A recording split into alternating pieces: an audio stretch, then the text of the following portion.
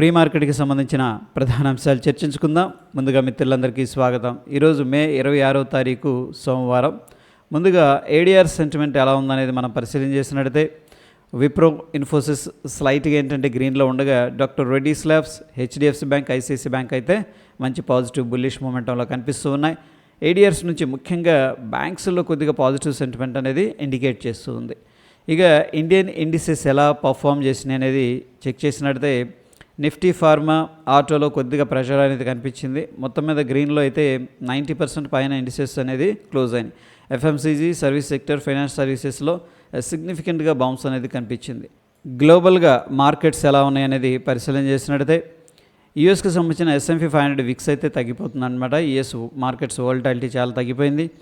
Russia నెగిటివ్గా ఉంది, London నెగిటివ్గా ఉంది. ఇక రెండు మినహాయిస్తే Hong Kong, China, South Korea, US 30 అంటే Dow Jones industrial average futures, Asia market, Japan, US 500, France, German and Europe అన్నీ కూడా పాజిటివ్లు అయితే ట్రేడ్ అవుతున్నాయి. మొత్తం మీద గ్లోబల్గా కొంత పాజిటివ్ సెంటిమెంట్ అనేది కనిపిస్తూ ఉంది.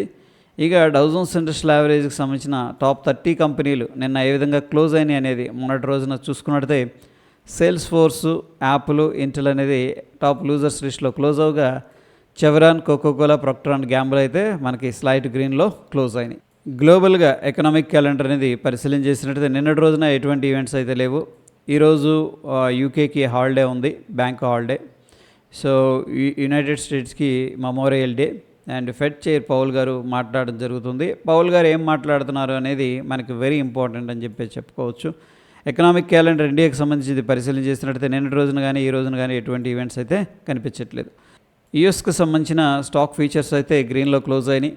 ఎందుకంటే 50% యూరోపియన్ యూనియన్ మీద టారిఫ్ అనేది విధిస్తామని చెప్పేసి ప్రీవియస్గా చెప్పారు. ప్రస్తుతం దాన్ని పోస్ట్ పోన్ అనేది చేస్తున్నట్టు చెప్పడంతో మార్కెట్స్ దాన్ని పాజిటివ్గా అయితే తీసుకున్నాయి.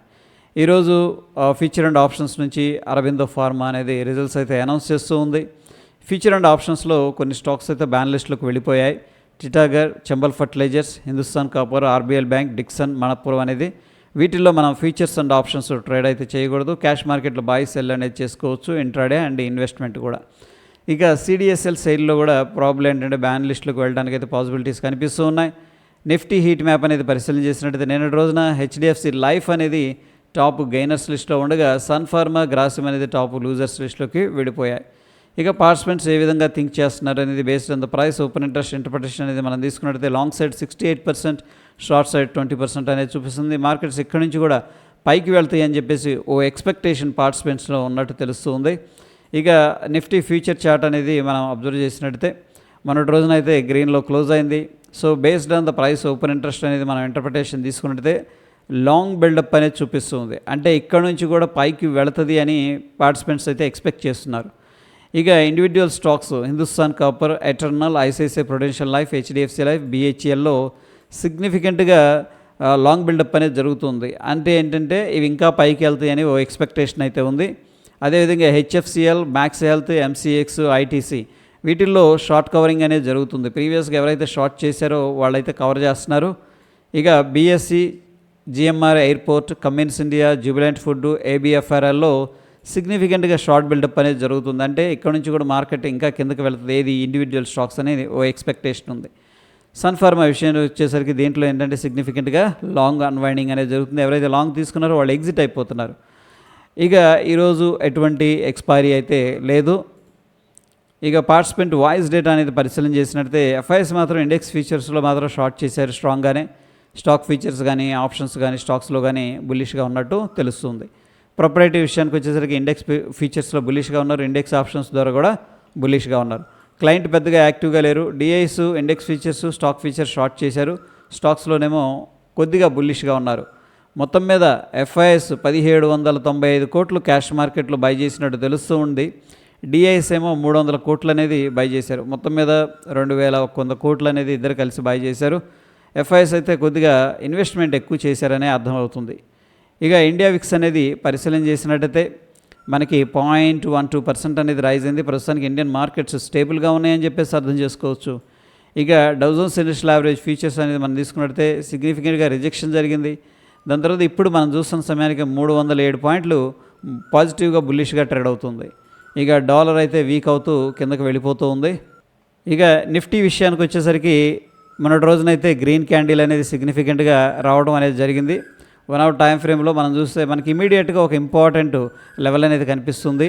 అది వచ్చేసరికి 24,973 ఈ లెవెల్ అనేది బ్రేక్ అయిందనుకోండి, నెక్స్ట్ 25,285కి పైకి వెళ్ళడానికి అయితే స్కోప్ కనిపిస్తుంది. ఒకవేళ మార్కెట్ ఇక్కడ స్ట్రక్ అయిందంటే 24,769, దాని తర్వాత 24,668 అనేది మనకున్న immediate support levels. So probably కొద్దిగా మనకి ఇక్కడ కన్సాలిడేషన్ అయితే జరుగుతూ ఉంది, గమనించండి. ఇక బ్యాంక్ నిఫ్టీ విషయానికి వచ్చేసరికి మనకి ఇమీడియట్గా ఉన్న రెసిస్టెన్స్ లెవెల్ 55,500. ఈ లెవెల్ అనేది బ్రేక్అవుట్ జరిగిందంటే 56,000కి వెళ్ళటానికి అయితే పాసిబిలిటీస్ కనిపిస్తూ ఉన్నాయి.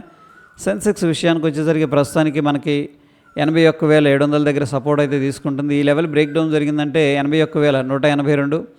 ఒకవేళ అప్ సైడ్ వెళ్తే కూడా 82,319 అని చెప్పేసి రెసిస్టెన్స్ చెప్పుకోవచ్చు. ఇక గోల్డ్ విషయానికి వచ్చేసరికి ఒక ఇంపార్టెంట్ పివోట్ దగ్గర నుంచి కూడా డ్రాప్ అవుతూ ఉంది. ఎనీహౌ ప్రస్తుతం అయితే బుల్లిష్ మొమెంటంలో కొనసాగుతూ ఉంది.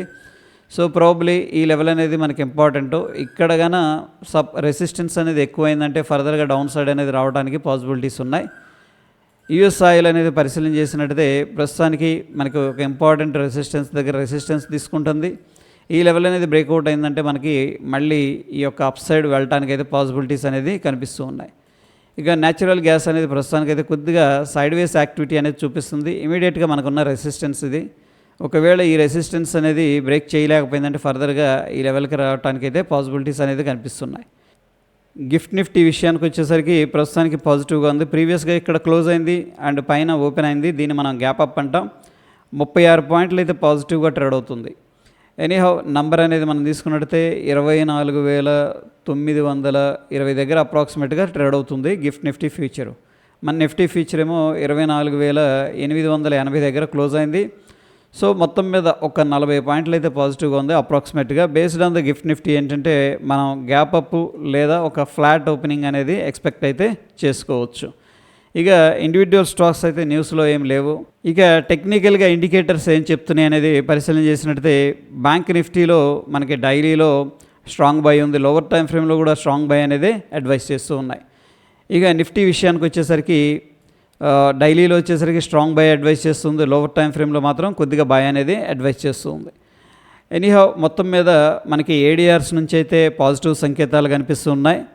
అండ్ ట్రంప్ గారు కూడా ఈ యొక్క యూరోపియన్ యూనియన్ మీద 50% టారిఫ్ అనే దాన్ని పోస్ట్ పోన్ చేశారు. మార్కెట్స్ అయితే ప్రస్తుతం దాన్ని పాజిటివ్గా డైజెస్ట్ చేసుకున్నాయి. ఇక ఇండియన్ మార్కెట్స్ విషయానికి వచ్చేసరికి గిఫ్ట్ నిఫ్టీ అనేది ప్రస్తుతానికి స్లైట్గా గ్యాప్ అప్ అయింది.